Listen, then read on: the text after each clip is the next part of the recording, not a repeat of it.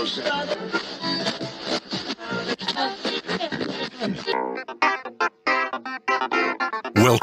to the John Freakin Muir Pod. Lace up those boots and sling on the pack for a romp through trails, short and long. With your host and Renaissance man, Doc. It's time to embrace the suck.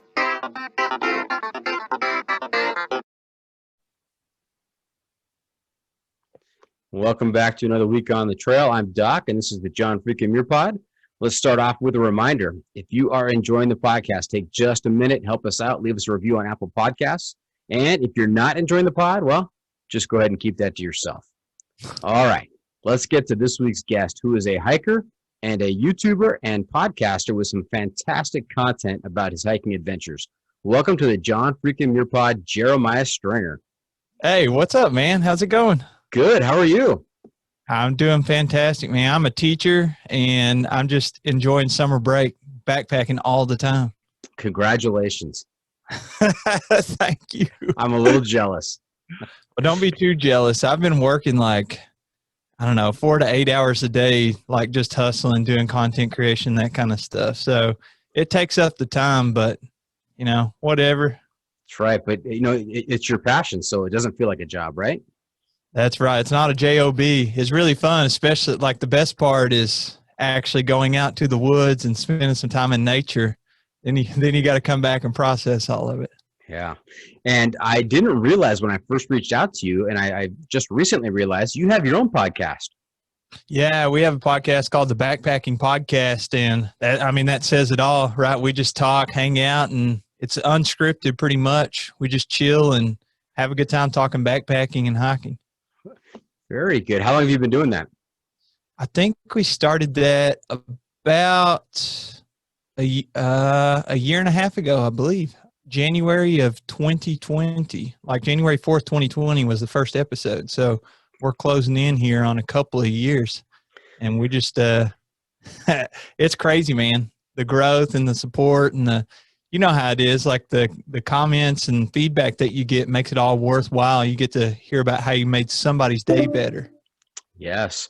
Now, we have a similar arc. We started this podcast back in January of 2020, and this is now episode 95. So this is episode 45 of season 2. Wow, you're cranking them out, man. I just edited today episode 64. So you're on the ball. I think we must have taken a little break or something. That's okay. Keep plugging along. I racked up a bunch of interviews, lined up a bunch of interviews. I was doing maybe 2 or 3 a week, and then started this season releasing a couple episodes a week, trying to get the listenership up and get some interest. So it's been going really well. Yeah, that's what we were doing too, is 2 episodes a week. And then we were looking at our analytics, and I was like, we should try it 1 time a week, because we also both work full time. I don't know about your job situation and stuff, but it takes a lot of time doing anything like this. So we went to 1 episode a week and got about the same amount of viewers. I think that some people listen to the first episode and not the second, or vice versa. But there's a million different ways to do it, whatever way works best for you and me and whoever's doing it. Absolutely. Now, where are you from? What time zone are you in? I'm in Eastern time zone, so I'm pretty close to the East Coast. I live in Kentucky, right around the Lake Cumberland region. So I think that we might be on different time zones because we were scheduling all this out. We're trying to line it up. Where are you at? So I'm in the Pacific time zone near the West Coast. And I just finished dinner. I imagine you just finished dessert. So, well, actually, my wife and I are going to eat after we're done recording. Okay. It's one of the pleasures of having a couple of months off. And we also don't have children. So we pretty much just go to sleep whenever we want and wake up whenever we want. And we celebrated Father's Day yesterday. It was a big day, so we went to bed pretty early, but we've been sleeping till 11, 12 o'clock some days. It's pretty amazing. But then you don't get done with working on your stuff till 7 or 8 o'clock at night. So it's give and take. That's right. It's all about choices. You get up earlier, you finish earlier, but the sleeping in's nice. That's right, man. Absolutely. So Jeremiah, have you listened to the podcast before? I haven't heard of the podcast, and I'd love to know where the name comes from as well. So I was working with a coworker who, this is a long story, so bear with me. I have a son who is a New England Patriot fan. Okay. And this is going to tie in, I promise. And, I thought it would be a good joke to play on him. He was on Twitter at the time. And I said, you know what? I should create a Twitter account and I should comment on his post and try, just kind of play a fast one on him, not let him know that it's me. Yeah. And so I did that, and I was thinking, what account should I make? What account should I make? And so because he was a Patriots fan, I made an account called Tom Freakin Brady. So I commented on a bunch of his stuff. He's like, Dad, who is this guy that keeps commenting on my stuff? And I eventually let him in on the joke. But the account itself actually picked up some steam, and there's close to, I think, 4,100 followers now. And we had a good time, during the Tom Brady years and all the comments back and forth and good stuff. But in the meantime, then I thought about doing this podcast, and one of my coworkers said, "Yeah, it should, you're Tom Freakin Brady. It should be John Freakin Muir," and that's where it came from. So the John Freakin Muir Pod. That's a great way to get a name, man. What a good idea. So are you a Bucs fan now? I am. Yes. Yeah. It was a lot of fun this past year with him taking that team all the way. I was rooting for him, man. Congratulations on the win. Thank you. Now, the reason I asked if you listen to the podcast is we only go by trail names here on the podcast. So I'm Doc, and I've been referring to you as Jeremiah. Do you have a trail name? I do have a trail name. It's Yosemite Sam. Yosemite Sam. Okay. Yeah. And, of course, we have to hear the story behind the name. Okay. I'll tell you the story. I started backpacking in October I started a YouTube channel in October 2018 after discovering backpacking in like May or June of 2018. And my father-in-law asked me to go on a trip, and I went, and I borrowed all this gear to go. And it was for like 4 days through the Smoky Mountains on the Appalachian Trail. And before that, I'd never been backpacking, just camping and hiking.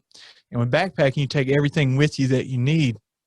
So, excuse me, I went on this trip, and I met these people that call themselves thru hikers. And I was like, what is this crazy culture? And I started hanging out with them, and they gave me a trail name. And I was like, a trail name? They're like, yeah, basically it's a nickname that you go by whenever you're out backpacking. I was like, all right. So my trail name was Yosemite Sam.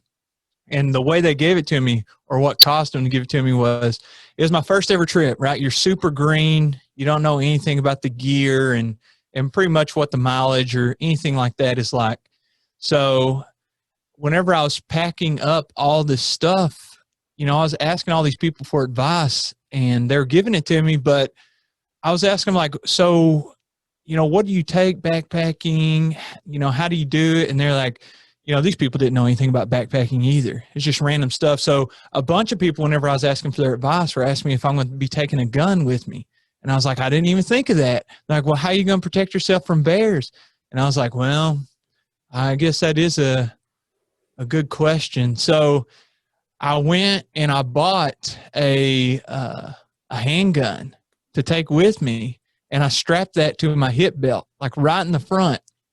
And then on the other side, I was like, I don't know if a gun is really going to do it with a bear. That might just make them angry enough to chase me down.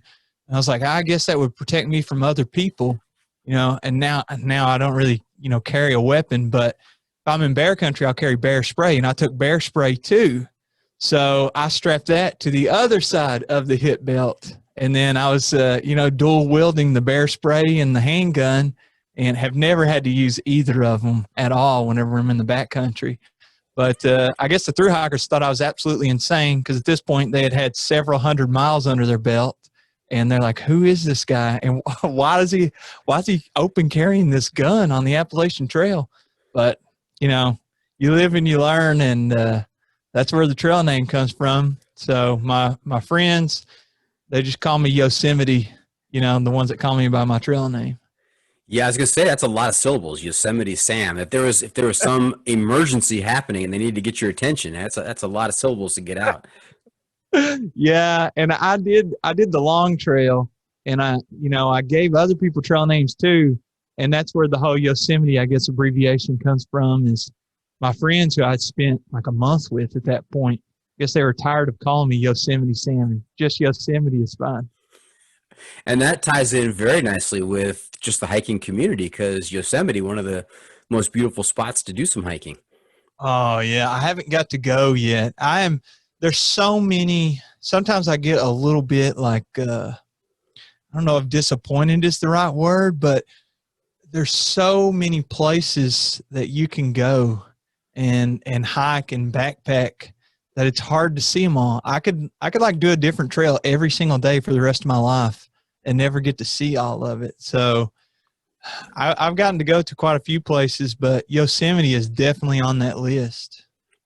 Yeah, make sure that is on your list. You don't want to miss Yosemite, especially if your name is Yosemite. Yeah, that's a good tie into it. Because that's to me the first question is, oh, have you been to Yosemite? Have you seen Yosemite? It's the people you're introducing yourself to on the trail. Yeah, and I had to be like, no, no, I haven't even got the chance. Well, very good. I mentioned the podcast. You have a podcast. I have a podcast, and we have a couple of podcast guests in common. I was looking through your Instagram feed and saw that you had talked to Chris Smead, who of Outmersive Films, who has done a couple of excellent documentaries, and also you've talked to Jeff Garmeyer, who goes by the name of Legend. He was a calendar year Triple Crowner and just recently participated in the Barkley Marathons this past spring. Yeah, have you gotten a chance to talk to him about the marathon and his other race? So I talked to him right before. It was like a week before the Barkleys. And so we talked about the Barkleys. We talked about what his expectations were. And I told him he had to come back onto the podcast to share his experience and see how it lived up to his expectations. So I'm assuming you were able to talk to him about the Barkley. I talked to him on June 15th. We recorded an episode for our podcast.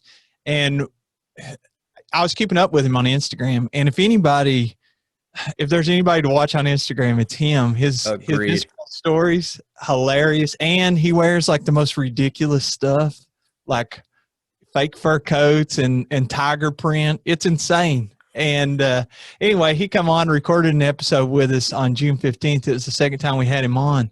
And we had planned to talk all about the Barkley Marathon. And he done this other, I can't remember how many miles it was. I think like 250 miles maybe, and no sleep. So he's having these hallucinations. You'll have to ask him about it. But he did the Cocodona, right, in Arizona? Yeah. Yeah. I guess so. Terrible memory. But I just remember it was a lot of miles, and he only slept for like an hour the whole time, and it was like multiple days. And he had sleep deprivation. He started seeing stuff. It was crazy. But we recorded for like an hour, and the first like 30-ish minutes, we talked about the Barkley. We talked about his race. And then for some reason, we were talking about he has a plan, crazy plan for us to do some type of parody thing where I don't know if you're a boxing fan, but like the Paul brothers. Yes. And all that situation, he wants to do something like that, but with backpacking and YouTube and Instagram and that kind of thing.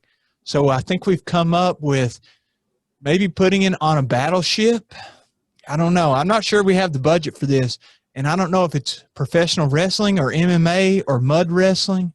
It's all loose. But with Jeff, you never know what you're going to get, man. It's so entertaining that, you could talk and hang out and just laugh for hours. Oh, I can't wait to hear what the final version of this is going to be. I'm going to tune in. Is it going to be a pay-per-view event? I don't know. Hopefully I'm not going to be the manager of all this stuff.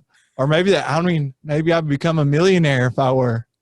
Oh, I thought you were the opponent. I thought you and Jeff were going to be in some tub of cream corn and doing some wrestling. I don't know. No, he is like he's picking people out, and he's like trying to create rivalries. Because we talked a little bit off the air about this, but he was making fun of one of his friends that had partnered with Mountain Dew, and It's all in good fun. And then he was like, let's create a rivalry between me, not me, but Jeff. This is Jeff speaking, between me and Andrew Skirka, which Andrew Skirka is a backpacking legend too. Mm-hmm. And he's also wanting to do, I don't know how many of your listeners are familiar with the largest channels, I guess you'd say, in the backpacking YouTube world. But a couple are Homemade Wanderlust, which is Dixie, and then Darwin on the Trail. So Darwin. And I think that we would have them to fight it out too. Just basically finding celebrities in the backpacking world, if you will, and face to face. Right. Almost sounds like we could get the college football playoff rankings. The opposite sides of the bracket. We could have the quarterfinals to the semifinals to the finals. See, you get it. You understand. You know what I'm talking about. Absolutely. Well, hey, Yosemite, we also have a regular segment on this podcast called the Pro Tip Inside of the Week. And so I don't want you to be surprised, but towards the end of the episode, I'm going to turn to you and ask you to share with our listeners a little bit of wisdom, some insight about what's going to make their next outdoor experience even better. All right. I can definitely do that. I do a ton of that kind of thing with the YouTube channel. Fantastic.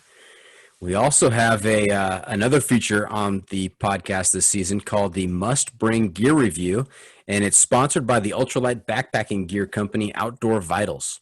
And this is how it works. If you were to let a stranger pack your bag with pretty much generic gear for a multi-day hike, what is the one specific piece of gear you would insist on being packed? And if you've got a particular brand for that specific piece of gear, even better. So Yosemite, what is your must-bring piece of gear? I got to say, it probably has to be a camp chair. And the reason why is, I don't know if you've ever just sat and lonely in the rain on the ground while you're out in the woods, but it is terrible. So now, instead, I figured out that even if it's pouring the rain or, crappy weather, you can put up, especially if you're hammocking, you can put up your tarp and you can chill under there, even with friends, in your camp chair, and don't have to sit on the wet ground. So my first backpacking chair weighed 2 pounds, and it was given to me by one of my buddies. And then I was like, man, 2 pounds, this is pretty heavy for a backpacking chair. It's not that heavy, but I upgraded to the Hillnox Chair Zero. And if you're not familiar, it weighs 1 pound, and I don't know, it's between 100 and 150 bucks.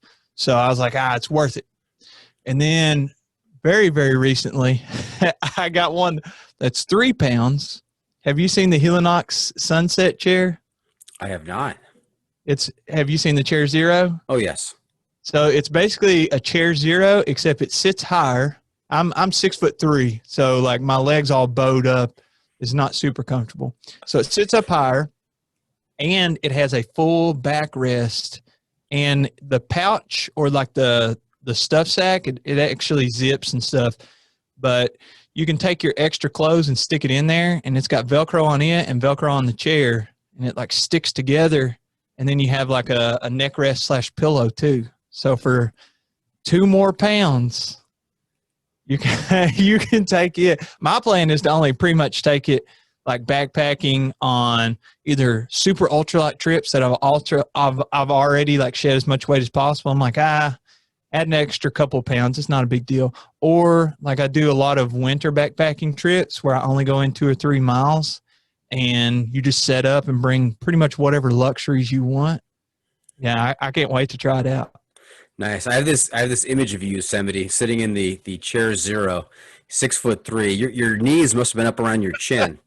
Yeah, that's the thing, man. That's the 2 pound chair that I originally got sits a little bit higher, and it's almost worth it to sit a little higher. If you can find a good flat rock that all of your chair legs will sit on top of, and it'll add a few inches to like how high you're sitting. It is a game changer, man. Yeah, I have to confess that I was looking for the Chair Zero right before I left on my 2017 hike of the southern half of the John Muir Trail, 125 miles. And I was at REI and I could not find one. They were all sold out. And so I actually settled for this chair. I think it was called the Butterfly. I forget that was the model. I forget the manufacturer, but it was a two-legged chair. So it was an ultralight backpacking chair. It weighed about a pound, but the chair legs were two legs, and then your feet were the other two legs. And so it's like a rocker. Did And you so, like? well, once you get into it, it's great. I mean, you get to rock back and forth, and it's really comfortable. But getting into it and getting out of it, very awkward. I've I've tried it because I've been on other trips with friends that they have one of those, and I don't know. I don't know if it's for me, but maybe I haven't gotten into it enough to know. Do they make a one-legged chair as well? I you think know, I think they call that a hiking pole. Very uncomfortable. there's a subscriber that I have on YouTube that emailed me and asked to send me a camp chair. I don't know if it's really a camp chair. I haven't tried it out yet, but it takes your backpack and it combines it with the chair and and two trekking poles. So you have to have two trekking poles, and you set them to the right length, and you put your backpack with it, and you combine the chair, and then I think you have to sit on the ground though. It has a pad that you use. So I'm like, I don't know if that's going to be a thing. I don't really want to be on the ground. That kind of defeats the purpose of having the chair, but it's also a lot lighter. Now, you know Yosemite, when you started that story, I thought that he asked you if you could send him a chair. And I'm thinking, that's not the way this whole podcasting gig works. I mean, you're supposed to send us stuff. So we'll talk about it. Yeah, I love getting the free stuff. I don't know how much free stuff you get, but a lot of the stuff that sometimes people think that whenever you do like content creation or whatever it is, podcast, YouTube, etc., that you get all of this immaculate gear just for free. But in reality, like if you looked and saw how much time you have to spend putting in to create it, and then like the junky stuff you get, like I get a lot of emails from like some made up company in China that has some knockoff version that, we'll send this to you, this flashlight that costs like $2 to make and costs $6 for the consumer. If you'll make a video about it, you're like, bro, you're asking me to put in like 10 to 15 hours of work to talk about your flashlight. And I just got a $7 flashlight out of it. That's like 22 cents an hour. That's robbing, man. That is robbing. Yeah, I do have to say though, one of the best things that's happened recently is I lined up an interview with Josh Endress. I looked out, found his Instagram channel, thought he was doing some really great stuff, and so I reached out to him, and he said, "Hey, by the way, I'm an author. Can I send you a copy of my book?" I said, "Heck yeah, send me the copy," because his work is all done in the Sierras, on the John Muir Trail, a place that I'm very passionate about. And so I said, yeah, send me the book. I'd love to take a look at it. I was expecting, a paperback or maybe a hardback, novel size. No, this is like a coffee table book. It's probably 300 pages, and it's mostly just these gorgeous pictures with his stories about his past decade in the Sierras. And I tell you, it gave me chills just looking at those pictures. I can't wait to talk to him about it. Wow, sometimes you get a diamond in the rough, man. That's right. What was his name? Josh Endress, Endres. Okay, awesome. Yeah, I love talking to authors too. Jeff's an author too. His book, Free Outside, that fantastic, man. You never know what you're going to get. Yeah, have you read that? Oh yeah, we read it before we had him on, Yeah. and I was like, "This is." Well, technically, I didn't read it. I listened to the audio book, and he was the person reading it. So you kind of get the whole vibe of like almost what's in the author's head. That's the best. If you can really, if it's so well written, a book is so well written, and it's the author reading it, and they kind of get to act out the, almost the mannerisms and the tone of voice and all that. Oh, Yeah. Did he tell you about his experience on the Great Western Loop? I can't remember. So it's part of the PCT for a while, and then you actually go east, and you come back going south. And so I think it's all told, it's like 2,500 miles maybe. Wow. But it's through the Western U.S. But the story that I really enjoyed the most when he told it was he was getting close to a town, and on the path or just off the path, he sees this set of moose antlers, and he's like, "Oh man, these are incredible. I'm gonna pick these up and I'm gonna take them to the town and I'll ship them back to my house." And so he gets to the antlers and he reaches down, only to realize that they're still attached to a bull moose, who was none too pleased with Legend yanking on his antlers. Wow. I fly out to Vermont to do some more of the long trail with some friends like later this week. And I so want to see a moose so bad. I didn't see one. I thru hiked the long trail and I didn't see a moose the entire time. All I got was the pleasure of walking through just piles and piles of moose poop all up and down the mountains for days, but never got to see one moose. I think I missed one. Actually, some people saw it, and is at a shelter. There's a giant pond out front. Me, no. Be careful out there, Yosemite. Moose, they are big creatures. They are huge. Oh, I want to see it from afar. I don't want to grab the horns. Good idea. Good idea. We did some hiking on Catalina Island off the coast of California. It's called, they have a trail called the Trans-Catalina Trail. It goes from tip to tip of the island. It's about 38 miles long, but they have bison on the island. And, there's all kinds of warnings about, stay 80 feet away from the buffalo. Don't get any closer, but I'm not sure that the buffalo can read that signage. So, we woke up one morning to a buffalo walking through our camp. Oh, no. Crazy. Yeah, I've never had. Yeah, I'd say they're insane. Do you know how many pounds they are? Oh, I want to say 1,000 plus. Yeah, I'm a little skittish when it comes to horses. Like we were at pretty much like a petting zoo type deal, like a little touristy thing here in Kentucky. And we were petting on this Clydesdale, and I was like, oh my gosh, this thing is so freaking huge. It freaks me out, man. So being around a bison or anything that big, you just think, man, that thing could kill me.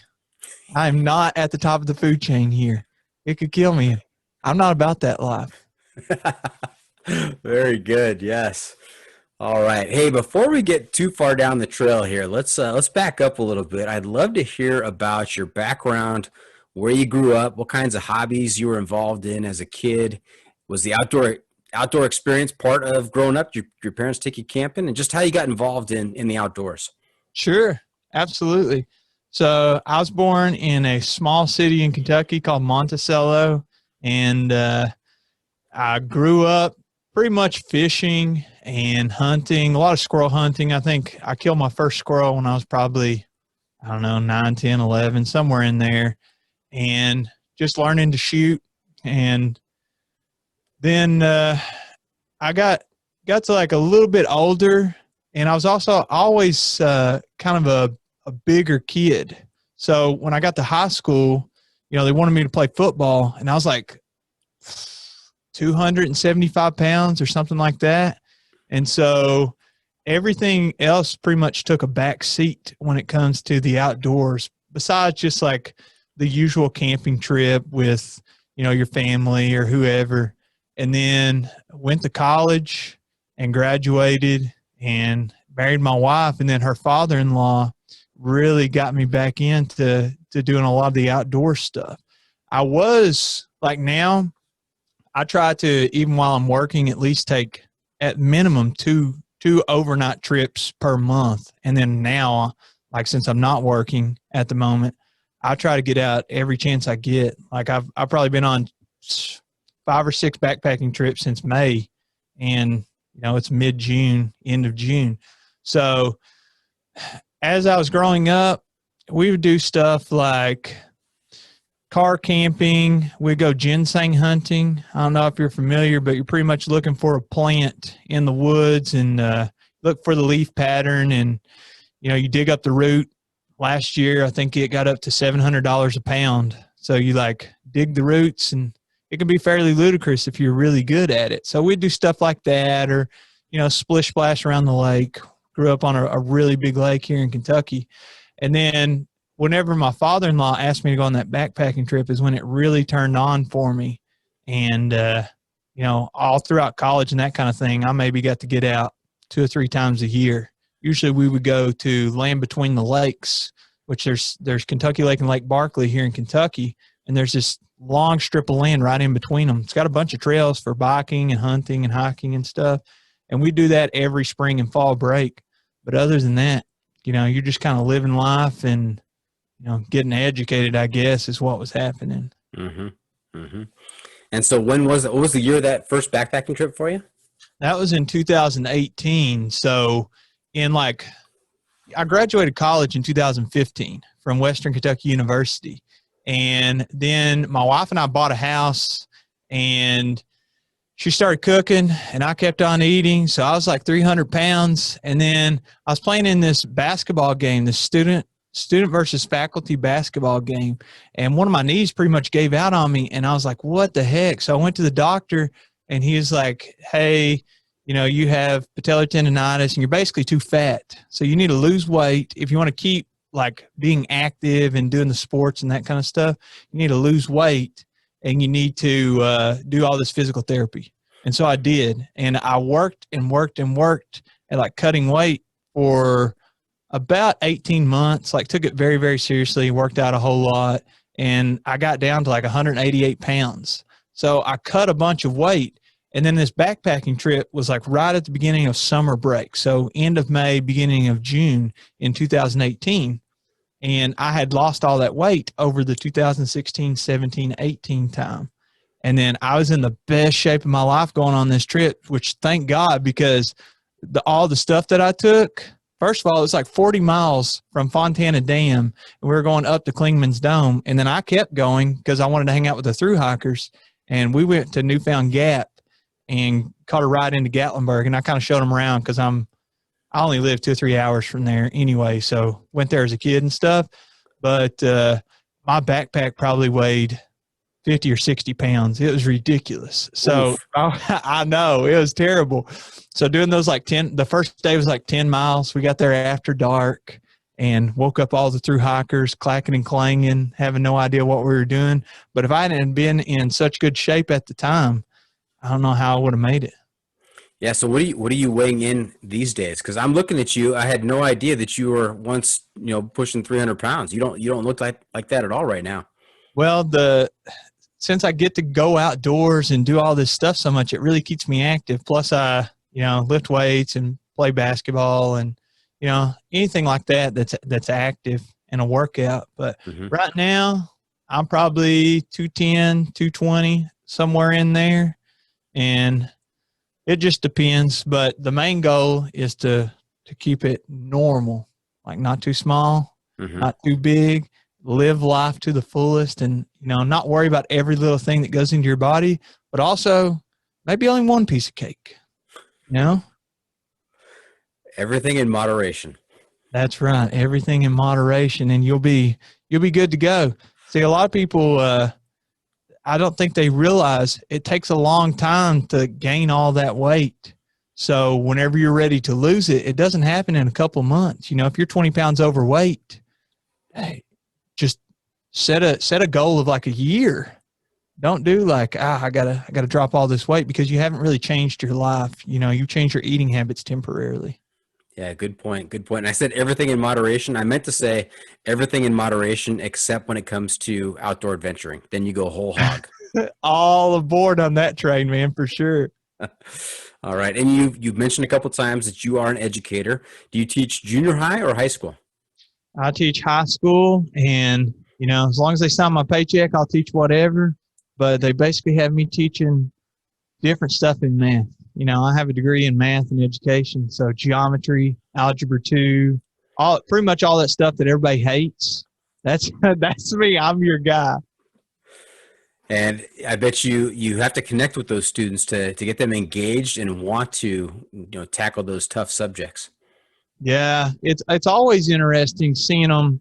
I think YouTube gives me like an advantage in some ways, especially like, you know, we had to go through this weird year with COVID, and it was especially weird when it came to school, because I think everybody got a dose of how school affects everybody's lives. Like if you got kids and if you have children and they're of the age of going to school, then all of a sudden, if you still had to work, you no longer had that, I don't know if I'd say babysitter, but it's basically a place that they go every day and they have structure.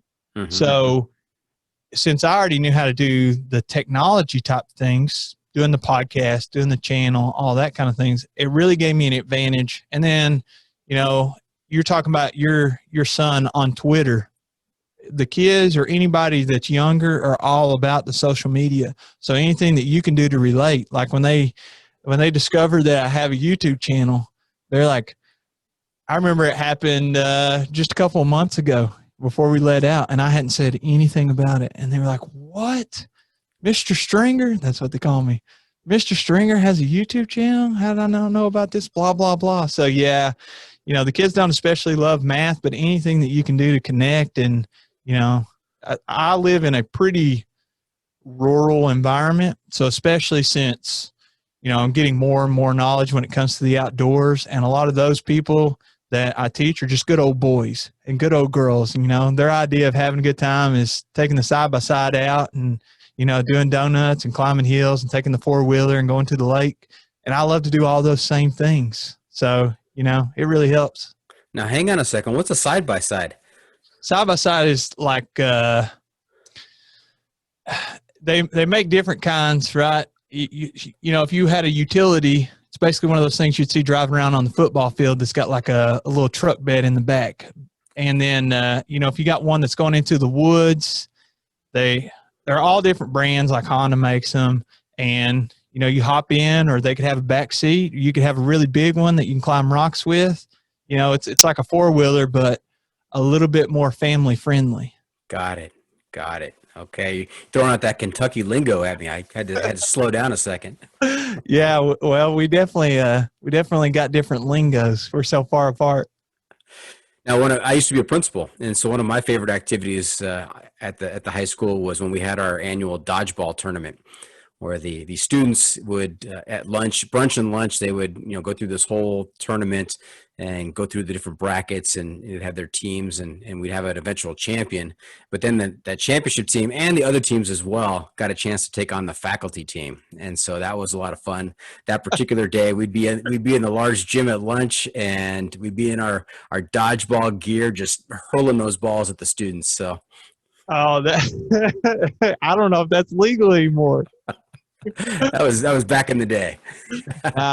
It's always anything that's student versus faculty is always so much fun. A couple of years ago, like the year before COVID, we had a student versus faculty volleyball game, and the referee was one of our assistant principals, and he's making all the calls. It's kind of like I don't know if any of your listeners are familiar with church camp. But for anybody that ever goes to like a church camp, it's basically none of the questions in the competitions matter until the last question. For some reason, it's worth like 25 points and every other question's worth 1. So the volleyball game was kind of like that, and we were down big, man. And if I messed up a serve, it was all official here. If I messed up a serve, then I pretty much, sealed the deal and we lost the game. The bell's about to ring, and I had like 7 aces in a row, and I needed like 2 more points and hit the ball into the net and lost the game for us. But, hopefully I'm the only person that remembers that. You're still talking about it years later. It must have weighed heavily on you. It's traumatizing. You know how it is. Yep, I do. Hey, we are going to take a quick break. And when we get back, we're going to get into some of the finer details of Yosemite Sam's recent trips. And I especially want to talk to you about through hiking the Vermont Long Trail solo. So stay tuned for that. We'll be right back. And welcome back. We're talking to Yosemite Sam, also known as Yosemite. Maybe in an emergency situation, we could shorten that to Yos. That's great, man. And talked about his background. Now we're going to get into some of his hiking stories. And I was just saying that, we have not had anybody on the podcast that has given us any kind of in-depth report on the Long Trail in Vermont. And I once watched a documentary about a trail runner who was trying to set the fastest known time, male or female, for the Long Trail. And it was really well done. I think it was it was either Netflix or Amazon Prime. And she gave it a great shot. I think she ultimately came up a little bit short, but started hallucinating, all kinds of interesting stuff in that documentary. But the scenery and the terrain just looked epic. So I understand that you did the Vermont Long Trail solo. Yeah, it's I think quite the story. I can give you the whole thing, or if there's anything specific that you want to know about, absolutely feel free to cut me off, because I can talk about the Long Trail all day. In fact, you mentioned the record holder. So whenever I was out there, I can tell you the story of bumping into I don't know if they're the current record holder now, but they broke the record while I was on trail. So yeah, it's Wow. Crazy. Now you're a Kentucky boy. How did you get out to be in Vermont and know about the Long Trail? Here we go. Okay.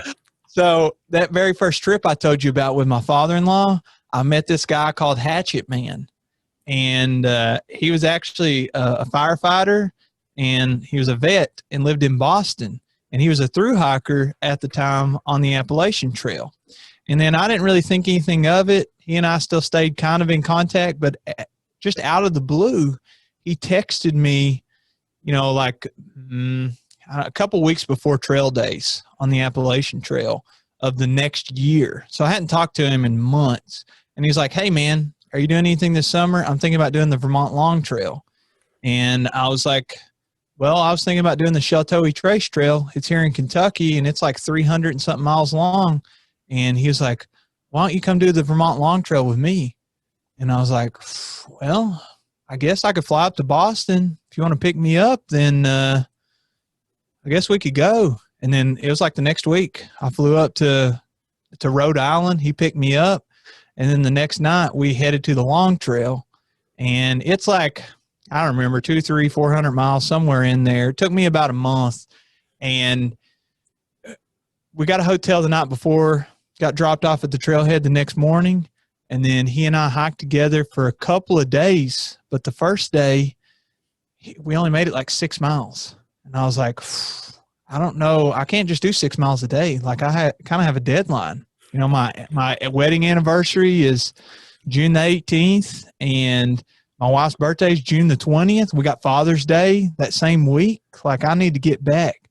So I was kind of on a time crunch. I'll see how it goes the next day. And Hatchet Man again hiked 6 or 7 miles, basically to the next shelter or so. And I was like, "Hey man, we're going to have to speed up a little bit here or something." And he's like, "Go ahead, man. I can catch up, or I can," he didn't really care about completing the trail. He was just getting away and getting his mind right and that kind of thing. So he was like, "I can catch up. I'll hitch a ride and maybe meet up with you in the next town you resupply in or something." He's like, I need some time out here and I got to go at my own pace. And I was like, "All right, man, that's cool." And I had met a few people that actually, if you fast forward, we all became a trail family. I had met them on the second night. I guess I'd accidentally camped with them the first night, but didn't remember, and kept hiking. Then on that third day, I think I did like a 20-mile day in 40-degree rain, and it was absolutely miserable. And that we made it 10 miles of the 20, and then Hatchet Man, we waited on him at the shelter, and he made it, and he was like, "I can't go the another 10 miles. We're like, "Well, if we do 10 more miles now, we'll have a short hike into town the next day. We can resupply and we can dry out." He's like, "I'm crashing here," and I was like, "All right, well, I'm going to keep going." So on the through hike life, I don't think it's such a big deal to leave. Like, if there's people you're hiking with, you kind of yo-yo back and forth almost. And sometimes you see them, sometimes you don't. So hopefully you didn't feel too betrayed. Everything seems to be cool. But I did the rest, I guess you would consider solo, but with the support of the trail family, which hopefully I was supporting as well. So Hatchet Man gets you to change your plans from hiking the S2E26 trail in Kentucky, gets you to fly up to Rhode Island and then up into Vermont to do the long trail hike. And after 3 days, that's it. Yeah, we haven't seen each other since, and that was in 2019. So, I kept in touch with him the entire time on the trail and was seeing how he's doing. But, I won't say too much. He's a really private guy, but you just kind of know if somebody's not going to make it sometimes right off the start. Some things are pretty evident, and sometimes the priority isn't finishing the trail. It's to get out there and get space. And it's a lot different being in the wilderness of Vermont versus like the inner city of Boston, so Southside Boston is completely different than staying in those shelters. So he was doing his thing, I was doing mine, but it all turned out good. I went to I think the weekend before I went to Trail Days and then caught a flight. I got back maybe Monday and then caught a flight maybe that Wednesday or Thursday, and then off we went, and the rest is history till we get to it on this podcast. Yes. And you're exactly right. You've all heard the saying, hike your own hike. If you try and make your hike conform to somebody else's pace or idea of what a hike should be like, you're not going to have as much fun as if you had just been true to yourself and what your style is. And so, good for Hatchet Man that he was hiking his hike, and good for you for, realizing, what you needed to do. And you're right. You don't stay with the same. It's very rare for two people to hike joined at the hip for hundreds of miles. And you guys have different paces. You may camp together, may see each other, at the end of the day or at the beginning of the day, but you're not necessarily hiking lockstep the entire time. Yeah. And even not even through hiking, but if I just take a trip with some buddies out over a weekend or a couple of days, oftentimes you basically camp together, and the rest of the time, maybe you talk a little bit, maybe you don't, maybe you see each other, maybe you don't. And it was like that the whole time on the long trail. My trail family, it got as big as 9 or 12 people and as small as just 3 or 4. And we ending with Doc and Nurse, me and Caveman and Birdie, and a couple of other chicks that we called the clean ones, which I could tell that story later if you want, but it's a great time, man. Well, I'm ready to hear about the clean ones. Okay. So whenever you're through hiking, a lot of times there's shelters along the way, and then there's journals at the shelters. So it's the same way on the long trail through Vermont. It actually starts at the southern border of Vermont, Massachusetts, and it goes to the northern border of Vermont where it touches Canada. And the first 100 miles coincide with the Appalachian Trail. So you're meeting through hikers that are doing the Appalachian Trail as you're section hiking or through hiking the long trail. And in these journals, it's fun to just write random stuff. Maybe it's a trail report or something interesting that happened or who you are. People write all kinds of stuff, poems. So we wrote all kinds of stuff. We started calling ourselves the Brunch Club, my trail family, because we would sleep in every day. If we got started before 10 o'clock, it was 2 thumbs up. So I guess that the people behind us, the long trail opens up right after Memorial Day. So, it's mud season up until then. And we had hit it that weekend, Memorial Day weekend. So we're out on the trail and everybody else is starting a little bit later because we're crazy and all muddy and stuff. And we got this reputation and met several people along the trail that we'd go into a trail town and then we'd come back the next day, we'd bump into somebody that we haven't met because they were behind us. And they'd be like, "Oh, y'all the Brunch Club? We've been reading about you in the journals." I'd write silly stuff in there. Sometimes I'd write math proofs. That was really fun. People have no idea what you're talking about, So anyway, when we got on the last leg of the trip, we met these 2 girls, and they had not worn the same pair of clothes at all the entire time while through hiking. And the whole time they were only 3 days behind us, but never could catch us. They kept trying to catch us. And I was like, how in the world are you guys not wearing the same clothes? Like when I go backpacking, I have a shirt for hiking and a shirt for camp. You know, I may have 2 pairs of underwear, a pair of shorts for camp, whatever, you know, a dry pair of clothes for when I get to camp. But the rest of the time, you're stinky and nasty and wearing the same clothes the whole time. You know, maybe wash your clothes at the laundromat in Trail Town every once in a while. So they hadn't worn the same clothes at all, and they had this fresh food. And I was like, what is the deal? And they're like, well, we had just decided to stay in the shelters the entire time. So we didn't bring a tent, didn't bring a hammock, nothing like that. It's these 2 chicks that went to high school together. And we just basically substituted clothing. And every few days, they would get resupplies on their clothes. Their family would either hike in maybe a side trail to one of the shelters, or they'd meet them at a road crossing and give them some food and basically supported them. So I remember one day, the way I discovered it is everything is so stinky out there.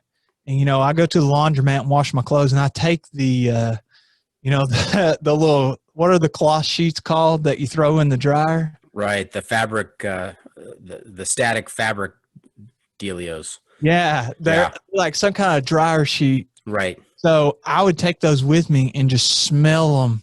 You know, I'd be like 2 days in and everything smells absolutely terrible. And I'd be like, oh, caveman, you got to smell this thing, bro. It smells so good because everybody smells so terrible. And then one day, you know, we were leaving camp and they were about to leave too. And I was like, did y'all spray perfume? And they're like, no. And I was like, what is that? It smells fantastic. And they're like, I mean, we use deodorant. And I was like, your clothes look so clean. And then that's when they told me, you know, that they had never worn the same clothes. It was super fun finishing with them because their family that had been supporting them the whole time, they were also at the terminus. So when I got there, you know, they had like a bottle of champagne or whatever, some local craft beers. And, you know, it was just fun. And that's the legend of the clean ones. It turns out, actually, one of them went to high school with somebody in our trail family. So it's a small world out there. Small world. So their 40-pound backpacks were taken up by 38 pounds of clothes and 2 pounds of toiletries. No, they would only bring like 2-3 pairs of clothing. Their family lived in Massachusetts. So they resupplied them with fresh clothes. Yeah, it'd be like 2 or 3 hour drive one way in their family. I thought it was genius. If you have a family that will support you the way that theirs were, I mean, I would sign up for that all day long. There's no shame in my game. I love being clean. It's just out there, it's so difficult.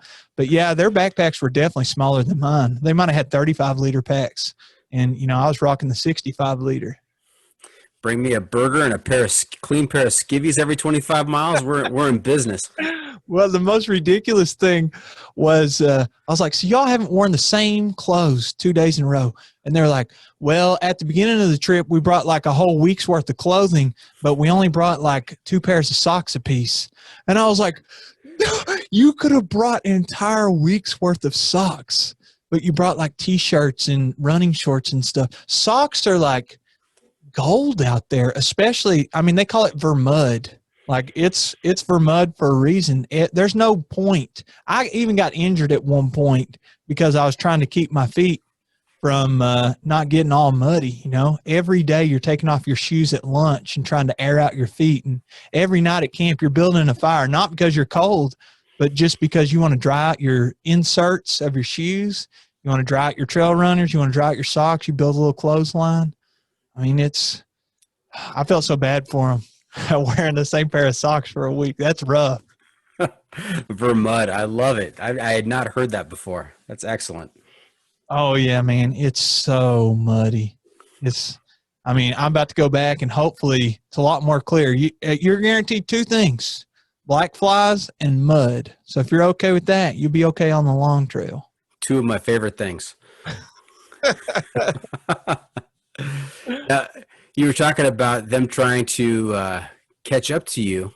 They'd read the trail journals in the shelters and try and catch up to you. I had explored this concept with another past guest about what a fantastic book this might be, where if you're doing maybe a thriller on the Appalachian Trail, where it's kind of like a mystery with one guy trying to catch up with somebody else who just following, the whole story is told through the trail journals.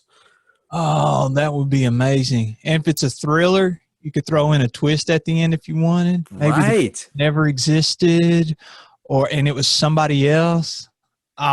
Dude, the possibilities are endless. That's such a good idea. So many different directions. So yeah, the Long Trail, man, it's dear to my heart. And I'll tell you the hardest part though was like being away from your family. Like you can't even hug your wife for a month.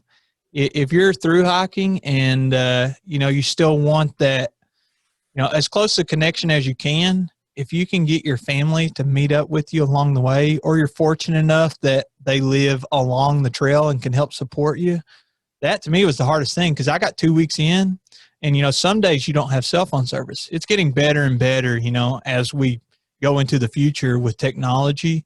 But I didn't have like a Garmin InReach that I could text my wife from or anything like that. So if you didn't have service that day, like you could have been dead. So your family is like, they're just waiting to hear from you and you completely lose like the whole, connection there.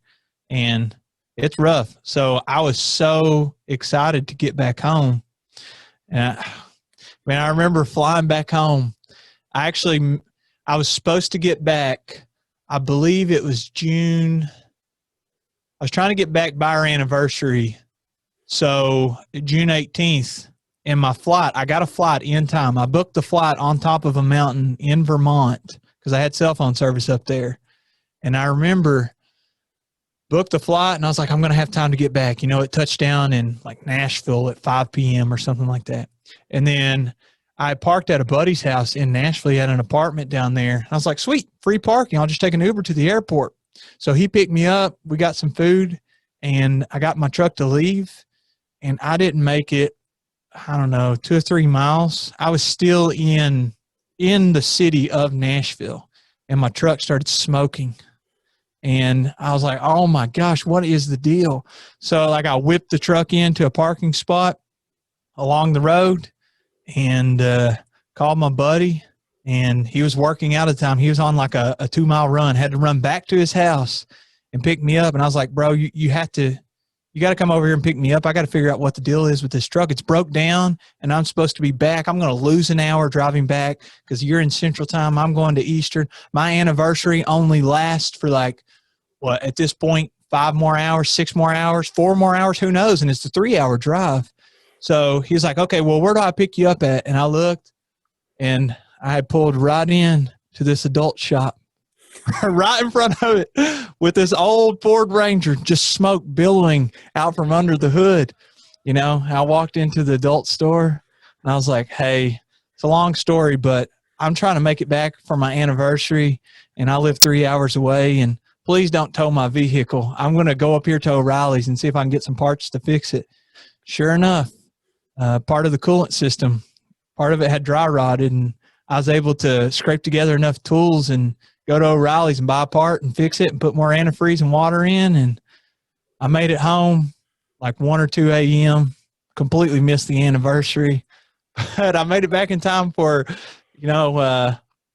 my wife's birthday and Father's Day. So that turned out 2 out of 3. Yeah, not too bad.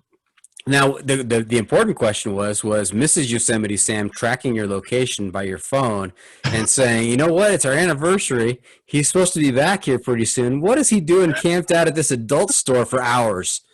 What is going on? If this were a movie, then that would definitely be in the movie. But disappointingly, it was quite comical. I think I told her, and I kept her as up to date as possible. I'm like, Bridget, I promise. She was like, I think about to have a meltdown because she hadn't seen me in a month. I'd been on this epic trip and met all these people, and, she's not a part of these relationships.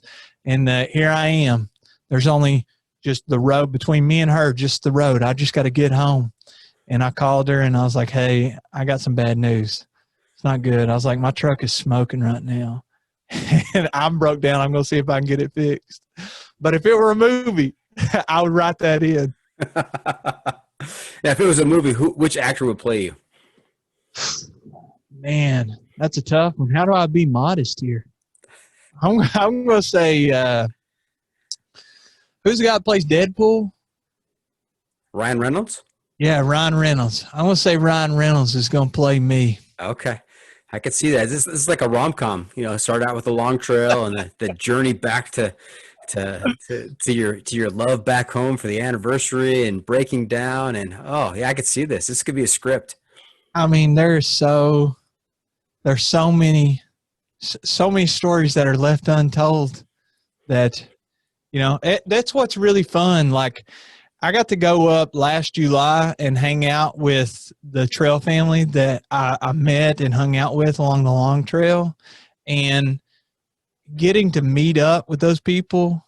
It's like, it's back to full on fraternity mode. It's like there's something about sharing hardships with people that builds trust and builds a sense of community and builds those relationships.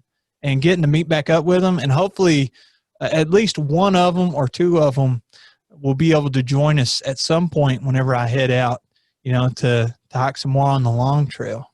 Mm-hmm. Yeah, that's I think what we would call type 2 fun. Do you know the different types of fun? Oh, I know all about, dude. We went to Cranberry Wilderness last week, and it was 100% chance of rain every single day. You're talking about some type 2 fun. I know how to have type 2 fun. A lot of that Long Trail is type 2 fun. Excellent. Hey, going back to the movie aspect though here. I mean, again, play up the whole angle of Hatchet Man luring you up to the Long Trail in Vermont, and then 6 miles a day, 10 miles a day, and bailing on you. It just plays right into the whole plot. I mean, I could see this happening. It's hard. Some of it sounds made up. It's hard to make this stuff up, man. I'm just so blessed that I've gotten to experience, all this stuff. There's good and there's bad. There's give and there's take, but it's hard to make it up, man. Yeah, it's like I tell my son when he's worried about something. I tell him, it'll go just fine, and if it doesn't go fine, you'll have a good story. Oh yeah, yeah. You're either gonna win or learn. That's for sure. Oh, I like that. Win or learn. That's right. Yeah, that's a shout out to Kentucky Wildcat basketball team. That's a John Calipari classic there. Win or learn, baby. We done a lot of learning last year. A lot of, like 15 games worth of learning and 7 worth of winning. That is a full-on education right there. Comprehensive. That's a rough season, bro. Yeah. Hey, before we move on from the Long Trail, what was your favorite memory from the Long Trail, from that particular hike of the Long Trail? I think there's so many, man. And what I want to do is get a tattoo of the state of Vermont, and then like circumscribe the trail through the tattoo, and then maybe put on some like symbols for the peaks or special locations that I got to go to, or like memories. I don't know if I can limit to just one. I'll give you a couple of quick ones. Would that be a full back tattoo? How big is this tattoo? I think you have to. I thought I could fit it on my forearm, but you could make a full sleeve out of it probably with all the memories. Can you imagine? Like you could just surround your entire arm with it. Yeah. A couple summers ago, I got a life-size tattoo of myself. Oh, yeah. How did it come out? It's pretty close. I think it looks pretty genuine, man. Okay, good. So one is we took this off trail to summit this.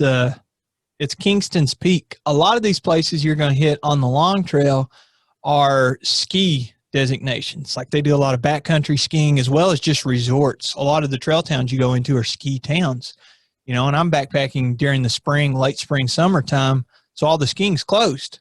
So you still have access to like the warming lodges and that kind of stuff, but no electric or anything like that up there. It's just like it's abandoned. So we went up to one that was Kingston's Peak, and I think that it was my first 360-degree view that, besides like Klingman's Dome, which is very, very touristy, it's my first big reward 360-degree view where you just look all around you and you get to just take in the moment, as well as you can see for so many miles. You can see the other peaks that you bagged, and you can see I walked along this ridge all the way down into here to that town. And I mean, it was just amazing. And then I think that this other one ranks ahead of it. But on the last day, we decided that the Brunch Club was going to get up early. We had one more big peak. It wasn't even that big. It's not like it's a 14er, but it's 4,000 or 5,000 feet. We had one more big peak that we were going to get to see. So we decided this last shelter, we're going to get up super early, head out in the morning at like 4:30, 5 a.m., 5:30 a.m., somewhere in there, well before the sun comes up. So we had this great celebratory night the night before, and then we all go to bed, get up the next morning, and then everybody leaves except for me. And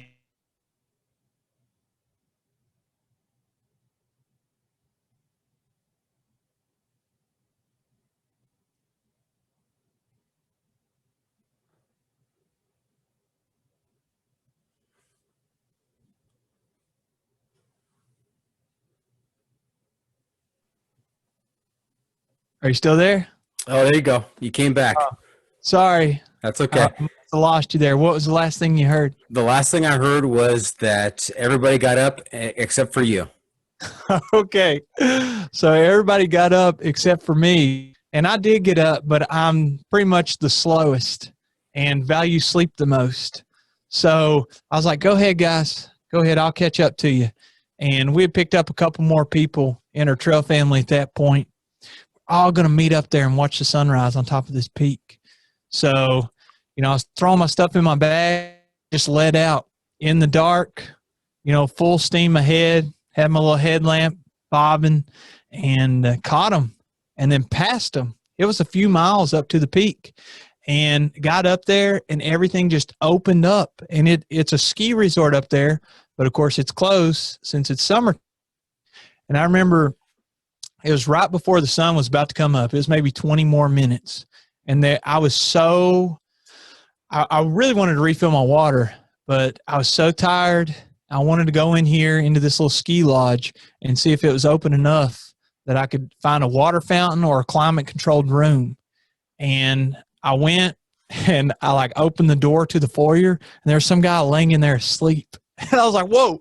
And he was like, startled him awake. And I was like, hey, sorry, man. I'm so sorry. I didn't mean to scare you or wake you up like that. He's like, it's okay, man. That last night was my first night on the Long Trail. He was going the other direction. We were hiking northbound. He was hiking southbound. And I was like, I'm really sorry, man. I have a whole crew behind me, and we're up here and we're going to watch the sunrise. And he's like, it's okay. It's okay. And I was like, is there like a water fountain or anything in here? He's like, no, everything's all locked up, man. You can't get in. I was like, all right. So then I went out, waited for my friends, cooked some breakfast, made some coffee with what water I had. And, dude, the sunrise, the clouds were down in the valleys and the sun just rose over them. You can check it out on my Instagram. I mean, I made a time lapse of it. It was absolutely gorgeous, and just another special moment that I got to share with all those people who I was connected with. And then that was our last day. So we got to finish off the trail and hike the rest of the way, whatever it was, 10 or 15 miles to the finish line, and then go into town and have the best burgers that we'd ever had. What an outstanding finish. That sounds epic. Oh, man. It was such a pleasure, but I like it even more that I get to enjoy it with other people. I don't know if you can tell, I'm a very social creature. So when it comes to enjoying the outdoors, I love, doing the trips with other people. I could tell. And with him going southbound and you guys going northbound, what is the more common direction to go on the Long Trail? I think that going northbound is the more common one, and it's the easier one because the AT is like a highway, and we try to do as many 20-mile days as possible on the AT section because we knew that once it split, so the AT keeps going to Maine and the Long Trail just keeps heading northbound straight to Canada. And we thought, it'd really help us on the time if we could crank out a bunch of 20-mile days. But we got to the split and actually had to take a break there because that's where the injury finally caught up with me. I was hopping from rock to rock trying to keep my feet dry, and I guess overused one of the tendons or something in the front of my leg. We had to take a couple of zeros there, but right there at that hostel, it splits. So we kept going northbound, and the scenery was much better than the section of the Appalachian Trail. And all the shelters, if you've been on the Appalachian Trail, most of the shelters are kind of like lean-tos. They're structurally sound, but there's only 3 sides, and there's a roof that covers you. And these were almost like cabins. Some of them were, double deck, and along the Long Trail, a lot of them, especially if they're nicer, they have a caretaker there that lives there the entire backpacking season through there. So it's like $5 a night to stay there, and it helps support, maintaining the trail and that kind of thing. And after you split off that first 100 miles, it's a lot more overgrown and a lot more rough. One day I remember just getting smacked in the face all day long by these pine trees, and the worst part wasn't the trees hitting you in the face. It was that you couldn't see the ground. So you're stumbling over all these rocks and mud and roots. You're trying not to twist your ankles at the same time, just getting smacked over and over in the face. So if you do it from north to south, you're heading southbound and you're doing the hardest section first. The AT is more like, hey, let me get warmed up to this. But people do it. I don't know how many people. We didn't meet that many. And of course, it's still early in the season. But people do the southbound. It's just harder at the beginning. You made it sound so appealing with, can't see in the ground and getting smacked in the face with branches. That's just good time had by all. It's that top 2 fun, man. That's what it is. That's right. Now, do you have any inclination to doing the full AT?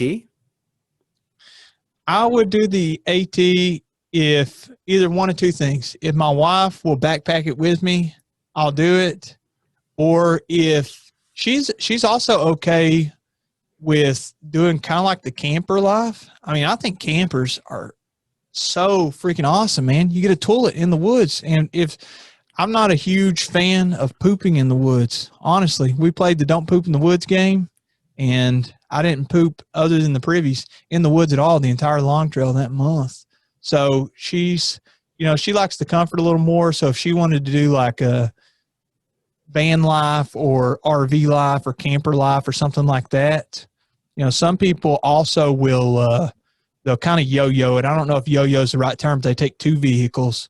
You park the vehicle you're walking toward further along, and you take the other vehicle back and you walk to the camper or wherever you're staying at, and then you drive and do it again the next day. So you always have your bed, and, you're not sleeping outdoors and all that kind of stuff.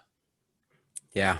My sometimes co-host Chopper, he always tells me that I ask if he wants to co-host when I'm talking to a guest who's done one of the long trails or multiple long trails. And he's like, nah, it's not really my cup of tea. And in a previous episode recently, I pinned him down. I said, what is it about the long trails? And he says, well, I can't take the time off of work to even consider that. And, Mrs. Chopper wouldn't stand for that. And I said, well, let's take those 2 out of the equation. I said, let's say that, Mrs. Chopper said it's completely fine to do, and your job gives you 6 months off to go ahead and do what you want to do. Would you do it then? And he said, yeah, he would do it. I said, well, so it isn't out of your realm of possibility. It's just, those 2 constraints won't let you do it. Yeah, it's big constraints though. Mm-hmm. But I also think that if you do that in the absence of some people that are close to you, sometimes it's a good thing, sometimes it's a bad thing, but a lot of times you come back different, especially if it's like Long Trail is only a month. But if you're out there for 4, 5, 6 months, it's, I don't know if I would say easy to become a different person, but we all grow. You're not the same person you were 10 years ago. So even that short amount of time, come back, and sometimes life is different for you. Yeah. Now, Mrs. Doc may not be different when I get back, but you know what would be different? The locks would be different. Yes. Anytime I go on these trips, I know something's going to be different when I come back. Either Hair's going to be dyed, nails are going to be done, furniture's going to be different, walls are going to be painted. It's going to be something. I know that there's going to be money spent and something's going to be different, but that's okay too. It's everybody's got to have their thing. So if I leave and I'm gone for a few days, I'm spending money and I'm doing what I love, and there's nothing wrong with your significant other doing the same, in my opinion. That's right. And Mrs. Yosemite Sam says, "You go ahead, hon. You hike your hike. I'm gonna hike my hike over here. Don't worry about it." Yeah, you nailed it right there. Very good. Speaking of Mrs. Yosemite, have you ever taken her on a hike, over a multi-day hike? Yeah. So I remember that first trip I went on was the Appalachian Trail, and then later on that year, I had through hiked the JMT, but not the one that you're thinking of. There is a crappier version of it in Tennessee, and it's around the Big South Fork area. And I don't know why they named it that, but yeah, it's the John Muir Trail. So I through hiked it, or for the most part, like 40 to 50 miles of it. And then I got back and I was like, man, Bridget is going to absolutely love this. I love getting out for all these days. So I remember it was a holiday weekend. I remember that because we were off work. She's a teacher too. So we both had that Monday off. And I was like, let's do a long weekend trip. We can drive up after work on Friday, and then we could stay out for multiple days. And then the first night, we went to Red River Gorge in Kentucky. First night it was raining, and she had never been backpacking before, just like hiking and camping and stuff. And we slept in the car, and it was absolutely miserable. It was a Nissan Altima, so you try to lay the seats back. It's all cramped, super uncomfortable, and it's very, very humid. It's like raining outside, so you can't roll down the window, but also you don't want to leave the car running all night. So that didn't start off great. And then we met some really great friends who we're friends with to this day and get to see quite a bit. And then from there, she went on a few trips here and there. But the biggest one that we did together was like a 75-mile trip at the Foothills Trail. So that goes west to east, east to west, North and South Carolina, and kind of hops back and forth between the borders. And we actually went on that trip with the couple that we met on her first time backpacking in Red River Gorge. And then poor Bridget, we did not have the mileage right. We were doing some 14, some 17-mile days here and there of the 70, 75-mile journey. And also she was using some ultra lone peaks. And if you're not familiar, they're zero drop. So that means that there's no hill on them, right? So there's no incline or decline. And that really messes with like your calves and your hamstrings, like your whole body. It kind of throws it out of whack because your body's used to walking on normal, regular shoes. And there's a bit of an incline on the hill, even if it's a few millimeters. And she was using those. And I got to say, if you've never used them before and then you hike 10 miles the first day, the next day you're waking up and you're really hurting. So she actually had to bail on the trip on the last day. And, I did the last 20 something miles without her. Oh no, that's heartbreaking. Well, she was done, and the other couple, we all went together, and the other couple, her husband was mentally completely over it. So they went and they met us at the peak, the highest point. I think it was in North Carolina. I can't remember. But the highest peak, that biggest summit, they met us at the top with some like gas station pulled pork or hamburgers or something like that, and a couple of bags of chips and some great desserts. And that was like halfway through the day. So the other person that was with us was Kristen and Kevin. And Kristen and I slack packed it and done the last 20 or so miles with her. And then we all went and got a giant pizza and got a hotel, and it turned out good, but it kind of ruined backpacking for Bridget for a little while. I think I recently took her on her first or second trip since then, and we just did like 3 miles in. It was like an hour walk and camped. It was actually fantastic. Those types of trips are great too. Fantastic. Getting her back out there, a little smaller chunk at a time there. Yeah, I think that she'll stick with those kind of trips, the whole 3 or 4 days or month. Mm-hmm. That's not really her jam, but that's okay. It's comfortable here at the house. Now we've mentioned your YouTube channel a couple times. What kind of content can people expect to find on your YouTube channel? Well, I say my mission is to help people increase their quality of life on trail. So it's a backpacking channel. It's called Jeremiah Stringer Hikes. It's just my first and last name and then hikes. And I do everything hiking and backpacking related. So like most recent video, if I remember correctly, it was all about gear. So I do gear videos, I do trip videos, and a ton of like tips and hacks and like beginner mistakes to avoid. Because I figure there's always somebody out there that's just starting. And if you're making content, if you can help curve like their learning, Mm-hmm. the learning curve's steep whenever you go out into the woods and it's raining and you're trying to build a fire to stay warm. So if you can help somebody figure out from the get-go, what type of sleeping bag do I need? What type of hammock do I need? What type of top quilt? Anything like that. Those kinds of things can be essential to just not dying out there. So I don't mean to scare anybody off or anything like that, but if I can share mistakes that I've made that helps other people not make those same mistakes, I'm all about it. I mean, that's what teaching's all about. Yeah, Yosemite, can you imagine 40 years ago, before the internet, before YouTube, before ultralight, the folks that were out there hiking the AT and the PCT, they are absolute either heroes or completely bonkers, because to bite off that big of a trip with not having those resources to be able to do your research and determine where all the resupplies and everything else. I mean, that just had to be crazy. I mean, I guarantee you they learned a lot by like necessity, and it's good. Internet's good and bad too, right? Because like if you go to trail days and you meet a bunch of thru hikers, there's a ton there together in Damascus every year on the Appalachian Trail. And a ton of them are wearing the same clothes, the same shoes, the same style backpacks.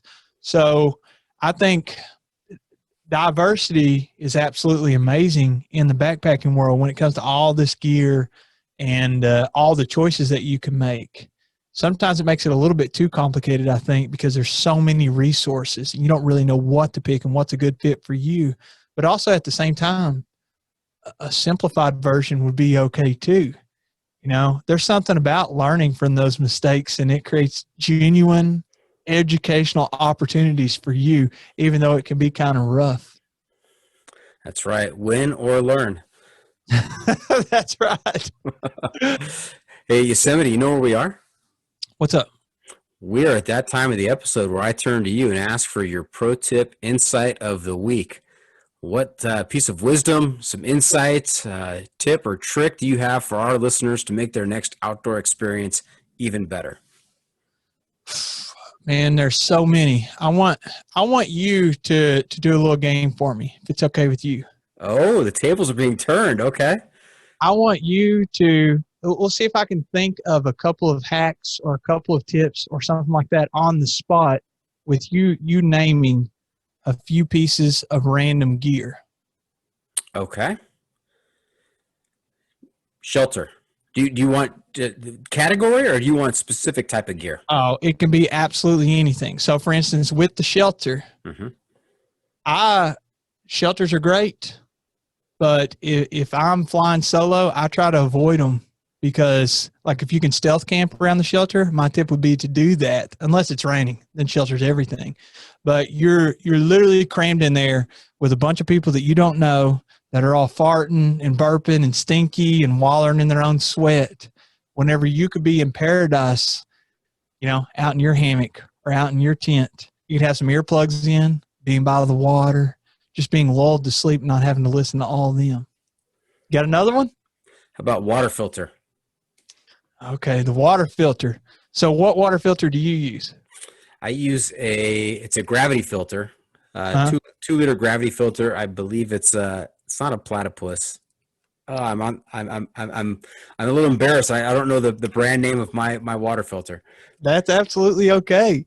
So when it comes to the water filters, I've tried a bunch of different ones. I try to avoid using the Sawyer Mini and the Sawyer Micro. Not a diss to Sawyer. The flow rate just isn't good enough for me, in my opinion. And the Micro failed on me on the long trail. So I use either the Sawyer Full, which is Sawyer Squeeze. You can buy it at Walmart for like $30. And you can set it up to do a gravity-fed system. But what I like to do is a lot of these filters come with a little bottle cap that goes on the top and it flips open. So if you want to, you can screw that on top of your bottle and drink dirty water through the filter, making it clean. And it's like drinking, it's much faster than actually filtering, but it's drinking clean water through that little bottle cap. Or if you're somebody who actually wants to filter not from screwing on top of the bottle, as long as it has the same size threads as your filter, you can instead take like a coupling, like the Sawyer comes with a bunch of different accessories.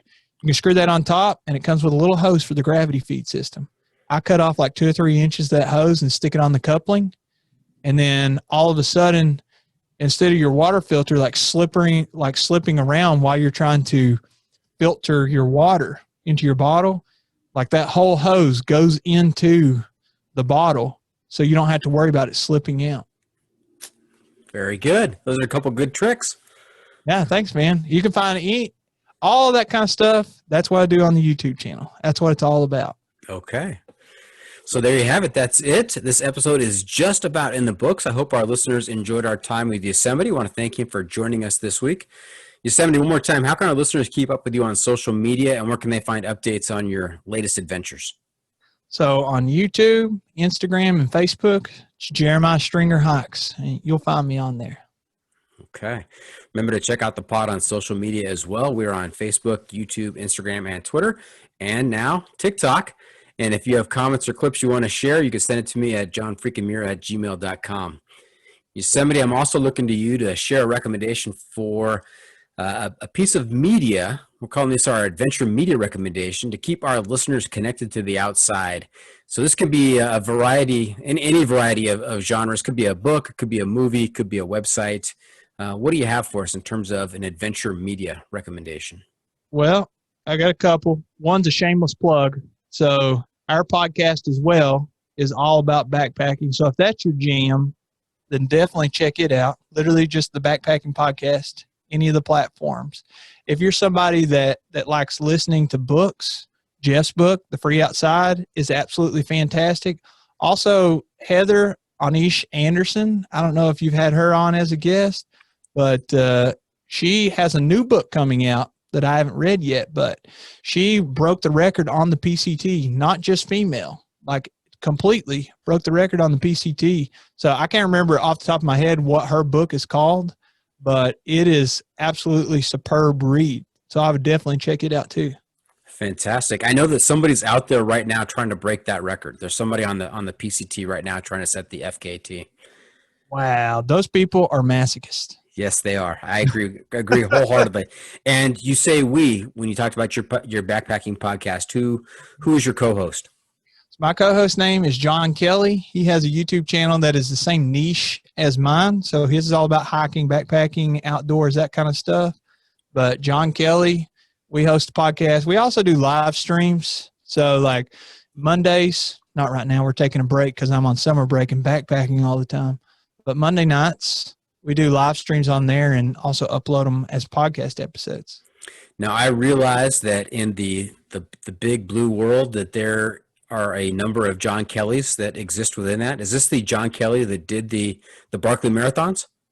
No, different John Kelly. Okay. All right. John Kelly, he did the Sheltowee Trace, which is 350 miles through Kentucky. He thru-hiked it. But if you just search John Kelly Backpacking, if you want to check out his channel or anything like that, or if you go, like our YouTube channel is a backpacking podcast as well. So you can find all of his info if you're curious. But unfortunately, he hasn't mastered that feat. But you may want to talk to him because he, for his 50th birthday, I think he's like 47 or 48 right now. He wants to hike the JMT. Okay. So that's his goal. So we'll see. It's interesting. That is a fantastic goal. Yes, I want it too, but like I said, it's hard being away for so long. Yes. Now, before we wrap things up, we have one final segment called "What Have I Not Asked You That You're Dying to Tell Me About?" What did I miss here? I mean, nothing directly comes to mind besides like, if you're thinking about going out and checking out the outdoors, doing backpacking, hiking, climbing, kayaking, biking, anything, like go ahead and take the dive and do it, because you're missing out. You're not getting to enjoy God's nature like we're getting to. I mean, it's something else. Agreed. Absolutely agree.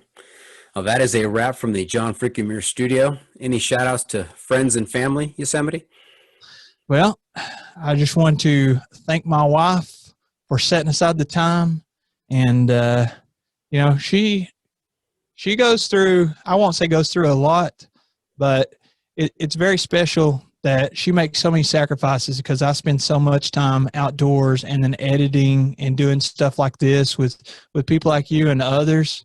And I love you, Bridget. Very good.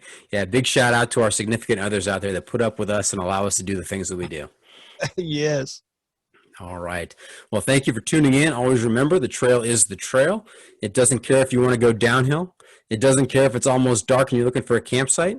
It doesn't even care if Hatchet Man has dragged you to Vermont for the long trail and leaves you after 3 days. The trail is the trail. Embrace the suck.